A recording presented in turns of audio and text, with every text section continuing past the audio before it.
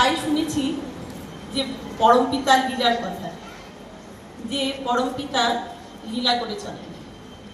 ভগবানের এই লীলার কথা মনুষ্য জগতে সর্বোত্তম বলে ধরা হয়, কারণ ভগবান যখন বিভিন্ন যৌবন, তারপরে সে বৃদ্ধা হয় বা পৌরা হয়, সেই সমস্ত পর্যায়গুলোকে যদি একটা নামের মধ্যে আমরা ধরি, যেমন যখন একটা মেয়ে শিশুকালে থাকে তখন তাকে আমরা কন্যা বলি, পরবর্তীতে তাকে আমরা বয়সের সাথে সাথে সে বধূ হয়, কখনো আবার সেই হয়ে ওঠে জন্মে।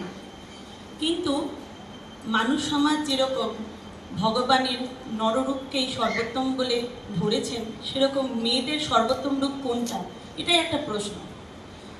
বিপদে যখন আমরা পড়ি তখন সবাই প্রথম যে নামটা উচ্চারণ করে সেটা হচ্ছে ভগবানের নাম, তারপরেই যদি কোনো নাম আসে আমাদের মুখে সেটা হচ্ছে মা, জননী।